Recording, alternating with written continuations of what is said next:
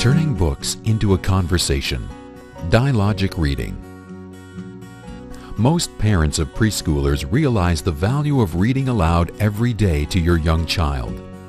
Storytime is a great way to connect with your child, to share exciting stories and pictures, and to increase your child's understanding of the world. During a typical read aloud, the adult reads the book and the child listens. But in shared or dialogic reading, the child becomes much more involved in the story. The research shows that this type of interactive book reading helps develop vocabulary and comprehension skills. The best story times are very interactive. You are talking about and reading the story. Your child is talking, and there is a conversation taking place between the two of you. Because of all the talking, this type of shared reading is often called dialogic reading. Parents and caregivers can use the peer strategy to help them remember a few important ways to read in this interactive way. Peer. Prompt with comments, gestures, and questions for your child to say something about the book. Remember to pause to give your child a chance to answer or to make her own comment. Look, I think he's singing too. Yes. His mouth is open. Ah! And the music. Good streaks.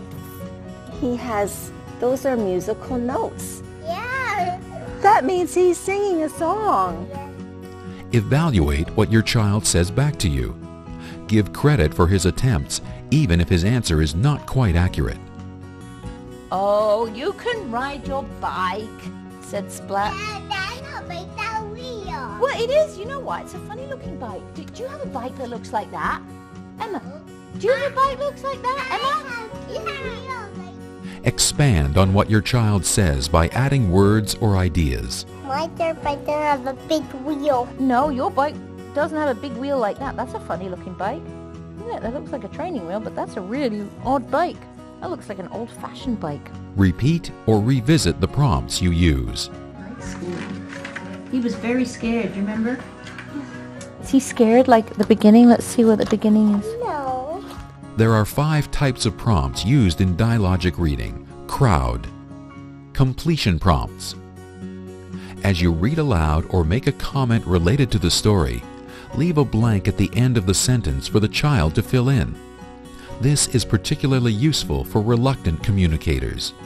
They drink something. Cats drink. You got it. Cats drink milk.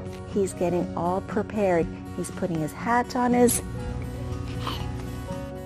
Recall prompts. These are questions about what has already happened in the book. They help children in understanding story plot and in describing sequences of events. Do you remember where Seymour, his pet mouse, is? No. Do you remember where he put him? He put him in his lunch bag. Open-ended prompts. These prompts focus on the pictures in the book. They help children to express details related to the story.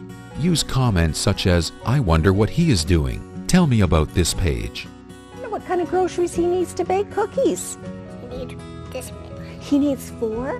What sort of things do you think are in his bag? WH question prompts.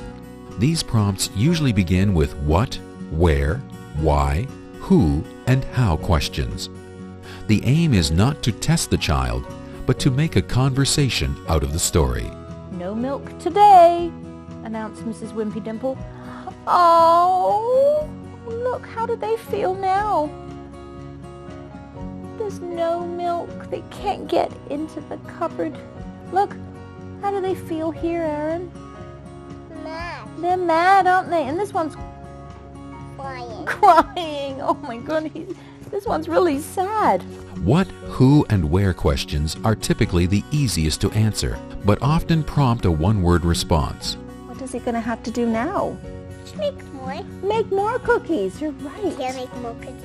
Why and what if questions frequently encourage more dialogue.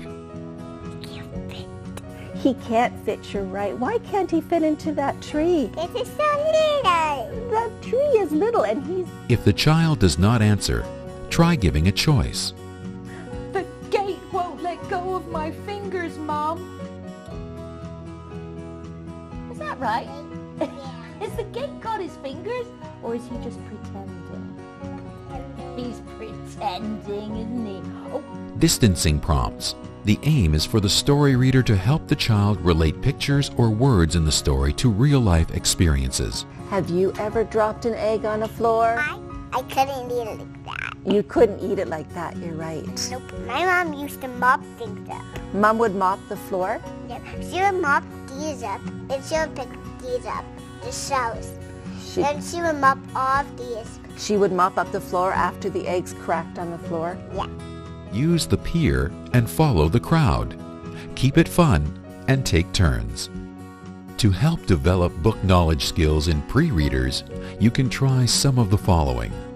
Point out the title, author, and illustrator of the book. Talk about where to start reading. Point out where the words are on the page. Use your finger to follow the words as you read. Point out how the words are written, size and font that is used to tell the story. they're saying it in big words here, so they must be saying it loudly.